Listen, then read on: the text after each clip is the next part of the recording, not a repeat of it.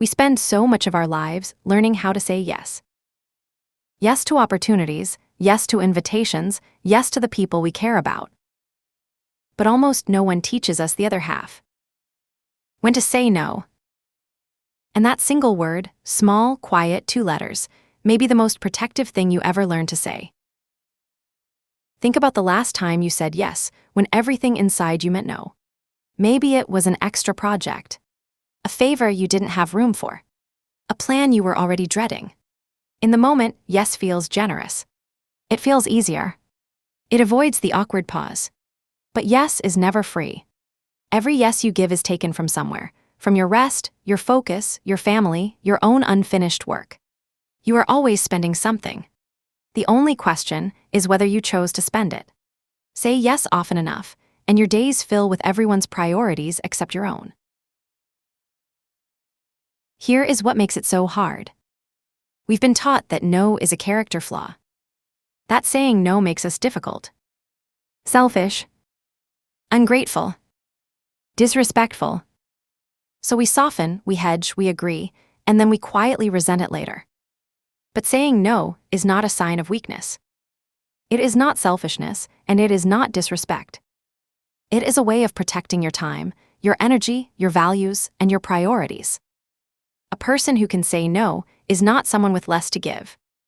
They are someone who knows exactly what they are giving and why. When we agree to everything, 3 things happen, almost in order. First, we become overwhelmed. The calendar fills, the list stops shrinking, and rest turns into something we keep postponing. Second, we lose focus. Attention spread across 20 obligations is attention that goes deep into none of them. And third, the one we notice last, we allow others to cross our boundaries. Because every time you accept something you didn't want, you quietly teach people where your limits are. And if you never draw the line, someone else will draw it for you. Now think about what a thoughtful no protects you from. It prevents resentment, that slow, corrosive feeling toward people who never actually knew you were struggling because you never told them. It prevents burnout, which is rarely caused by one enormous thing and almost always by 100 small yesies stacked on top of each other. And it prevents the ordinary, unnecessary stress of a life that is simply too full. A no said early is far kinder than a yes you cannot keep. Saying no on Monday costs far less than breaking a promise on Friday. But none of this means being harsh.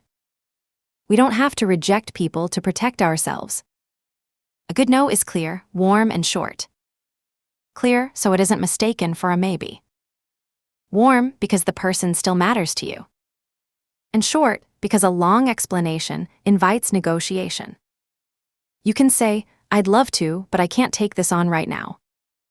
Or, "That doesn't work for me, but here's what I can do." Or simply, "Thank you for thinking of me, I'll have to pass." Notice that none of these are apologies. You are allowed to decline something without building a case for why you deserve to. No is a complete sentence. So how do you know when the answer should be no? Ask what the yes would cost. If saying yes would compromise your peace, your ability to sleep, to think, to be present, that's a no. If it would compromise your dignity, asking you to be smaller, quieter, or less than you are, that's a no. If it pulls you away from your growth, filling your time with things that keep you busy but never move you forward, that's a no. And if it has nothing to do with your purpose, then it is someone else's priority wearing your name.